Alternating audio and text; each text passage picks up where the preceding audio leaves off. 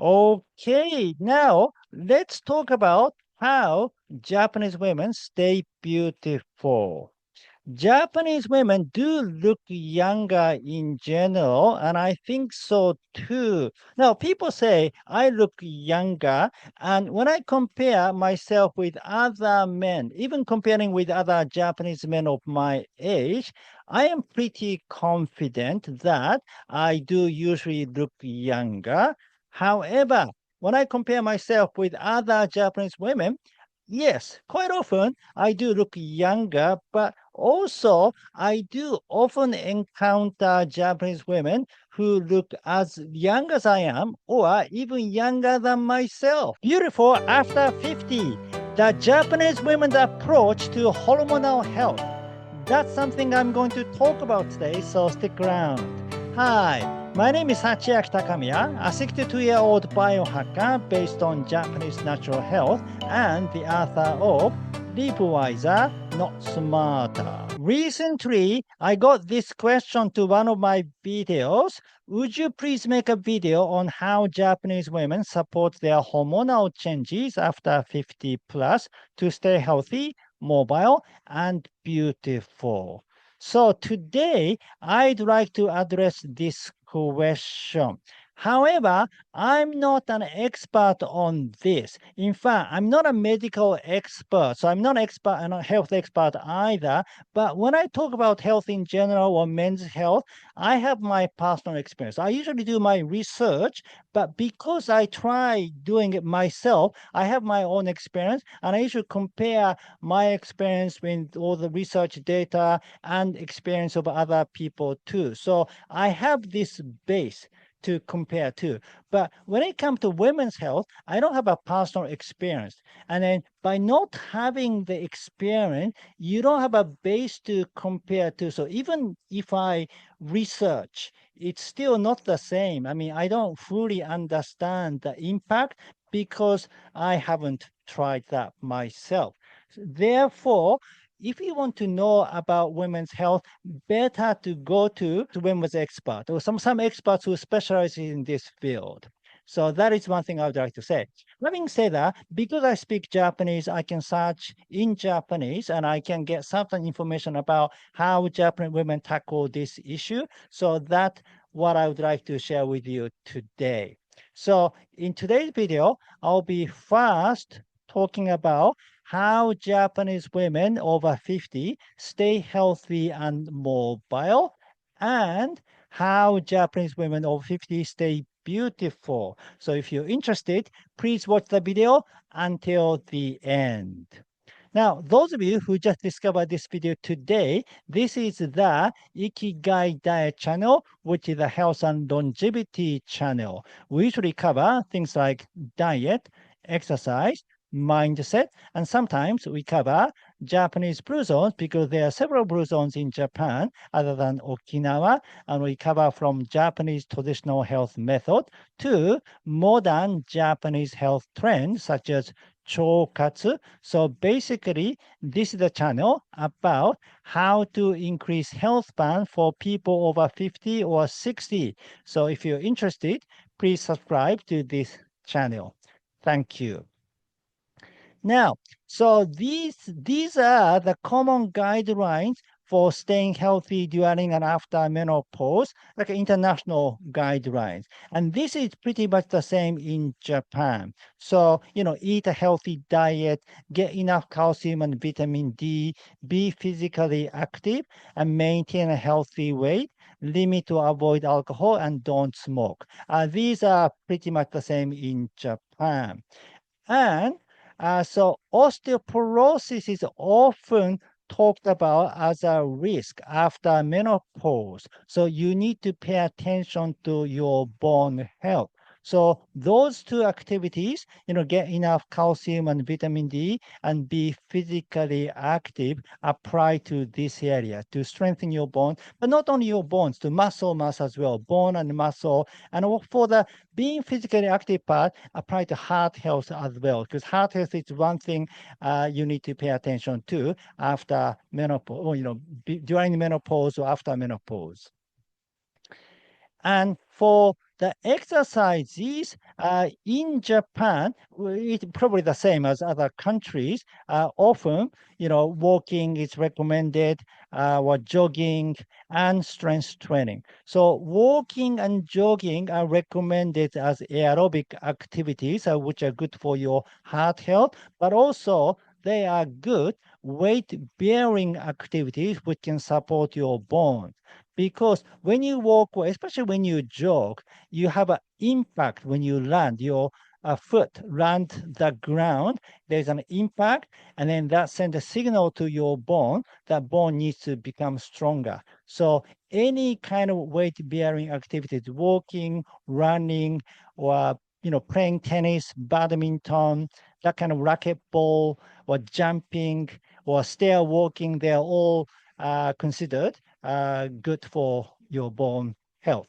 And then strength training. Strength training can train your bones and muscles. You need a muscle. You need the muscle mass as well. But this is not unique to Japanese women. It's probably the same everywhere else. However, the nutritional aspect is probably different in Japan. So to get enough calcium and vitamin D. Now, when you think about calcium, most people think of dairy products because milk is high in calcium. But in Japan, we have a higher calcium food, and that is fish.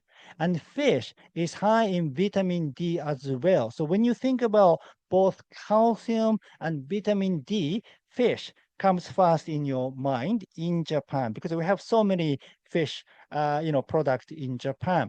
So these are sardines and jacko, which are baby sardines. They are dried baby sardines, and that's niboshi. And niboshi is a baby sardines too, but they are bigger than jacko, so more like a child sardines. They are dried as well. And then that is smelt, and that's also dried.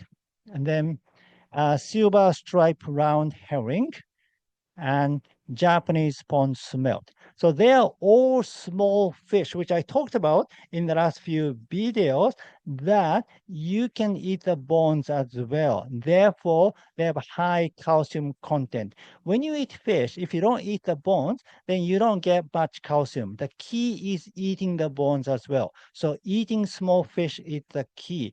And some dried fish has higher vitamin D content because they are sun-dried. You can get vitamin D from sun exposure too. And in fact, I practice morning sunlight exposure, and I recommend morning sunlight exposure is good for absorbing vitamin D as well. But quite often, you want to avoid sunlight, especially during the day when the sun is very strong, because UV light is not good for your skin. But sun-dried fish is an alternative because they are getting the sunlight exposure. And also, sabakan, canned mackerel is very popular in Japan. Because you can eat the bones as well once it is in a can. However, I don't recommend it so much, especially in Japan, because we don't have a good canned mackerel product in Japan. Maybe in the West, you have some good product. But I recommend people make their own canned mackerel at home. In fact, I made a video before. It's called How to Make Canned Mackerel at Home. So I put the link below in the description box. And then the second thing is natto, because natto contains vitamin K2, which is critical for your bone health as well. In fact, both vitamin D and vitamin K2 support the absorption of calcium. Therefore, vitamin K2, vitamin D, and calcium need to be taken at the same time. Not necessarily at the same time, but three are important for your bone health, and magnesium as well. Therefore, natto and small fish are great combination for your bone health. By the way, when you're eating natto and sardine, you need to be careful about purine intake, especially if you have a gout and things, because both, I think sardines are high in protein. So in that case, you can choose other fish such as Japanese pond smelt or your, pond smelt. If you have like a lake or river that has, pond smelt, that has a lower content of purine, and anchovies. Anchovies have a lower content of purine than sardines. And natto contains isoflavones because nattos are basically soybeans. And isoflavones are phytoestrogen.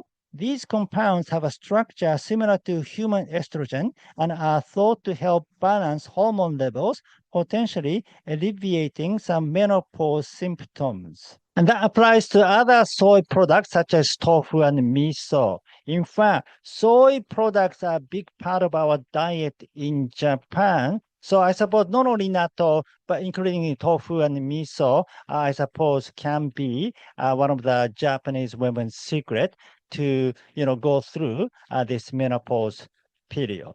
So basically, both soy product and small fish are the Japanese women's secret to stay healthy and mobile after 50. Okay, now let's talk about how Japanese women stay beautiful. Japanese women do look younger in general, and I think so too. Now, people say I look younger, and when I compare myself with other men, even comparing with other Japanese men of my age, I am pretty confident that I do usually look younger. However, when I compare myself with other Japanese women, yes, quite often I do look younger, but also I do often encounter Japanese women who look as young as I am or even younger than myself. So some Japanese women stay young after 50 or even after 60. By the way, this is a video I found on YouTube. It says, you'll be shocked when you know her age. So can you guess how old she is? So please stop the video now and write your guess in the comment section below. And then now I will reveal the answer. So actually, she is 54. That's incredible, isn't it? Okay, so let's talk about how Japanese women stay young after 50. In this case, I'm talking about the skin health. So how they maintain their smooth skin. By the way, I made a video about my skin health before, didn't I? So I do two things actually. One is autophagy activation. Yes, autophagy is a cellular recycling mechanism, and that supports your skin health. So by activating autophagy, you can support your skin health. And natto. Natto was one of my secrets too, looking younger. So how natto can support your skin health? Natto is among the foods with highest spermidine content. Spermidine can activate autophagy. Therefore, by activating autophagy, it can support skin health as well. Nattokin, which means natto bacteria, improves the gut microbiome and it promotes skin health. Isoflavones again slows down skin aging, and vitamin B2 in natto improves skin issues. And vitamin K2 enhances the production of collagen. Yes, collagen, of course, collagen. When we talk about skin health, always collagen is the key. And recently, I talked about collagen, didn't I? Yes, I made a video about the Japanese secret to boost collagen. And that was Ichibutsu Zen Taishoku, a concept from Zen Shojin diet that eating the food as a whole. So when you eat a fish, you want to eat the whole fish. So you want to eat the small fish so that you can eat the whole fish, including the bones and skin. That was the key. And because this way, you can gain high amount of collagen. Collagen is usually in the bones and skin of animal. That is why people, drink bone broth for collagen. If you eat small fish, then you get to eat the bones and skin, and you have a high amount of collagen. Now, let's review the health benefits of collagen. So, one, may improve skin health, and two, may relieve joint pain, three, may prevent bone loss, four, may boost muscle mass, five, may promote heart health, six, may improve gut health, and seven, may strengthen your hair and nails.